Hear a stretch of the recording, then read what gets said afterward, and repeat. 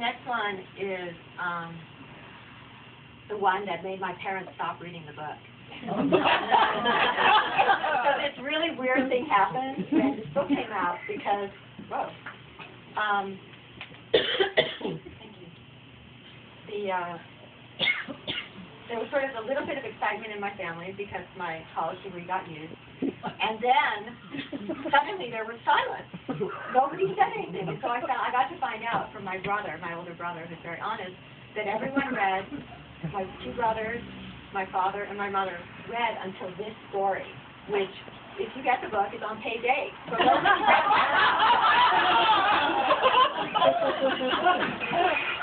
and it's called Reincarnation, Love, and Jesus. You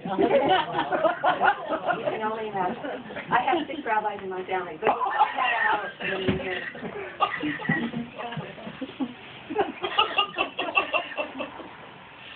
And it starts with a quote by Rumi.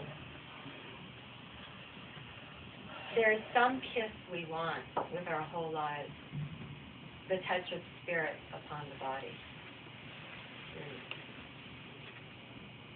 The idea of past lives has always just made practical sense to me.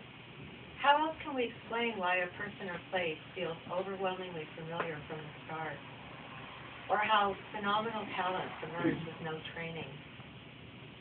How could Mozart compose sonatas at 7? Or a little girl in London sing arias almost without training? And how could a New Yorker I know feel her way around Paris from day 1 without a map? I gave a reading once to a Japanese woman who grew up consumed by the tango. And as a child outside Kyoto, she found a sultry album that saved her sanity. Moving to Argentina in her 20s to study, she then traveled the world as a dancer and teacher. And I remember her saying, my torrid, passionate Latin soul was birthed in wet, cold Japan. All of which explains my love affair with Jesus. And I think that's where they stopped. Which is too bad, because it might have explained more if they kept reading. Here I am, from a fine, upstanding Jewish family, replete with 3 uncles and 2 cousins who are rabbis, but I've always had an abiding, fiery love for him. Mind you, I never wanted to convert to Christianity, or any other religion, for that matter. I just love Jesus. I watched Agnes of God in a Greenwich Village movie house many years ago.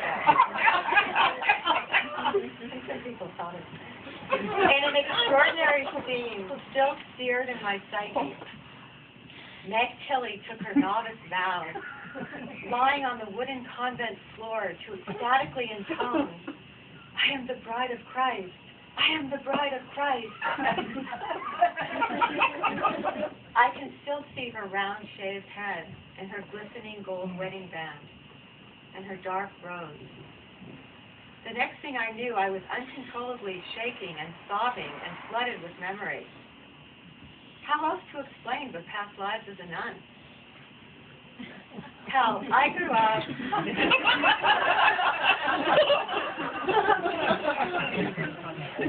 Hell, I grew up with Hebrew school 3 times a week, and I was even bat mitzvahed, and yet there I was with the love of Jesus ripping through me in that theater like a cyclone. I was crying so hard the woman in the next seat shot me a dirty look and moved her row.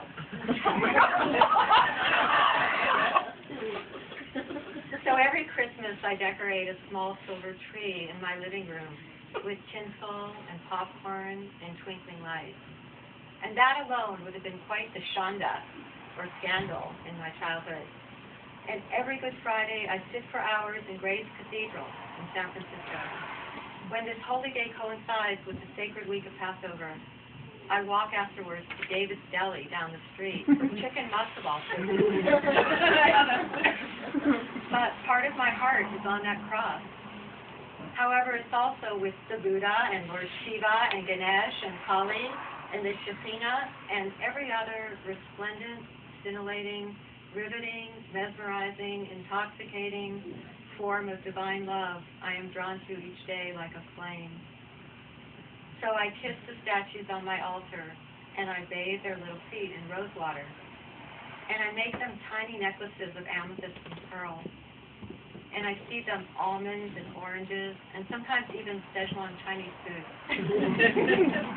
You see, when it comes to God, I am utterly, completely, and madly polyamorous. And to tell you the truth, I just don't think Jesus would mind.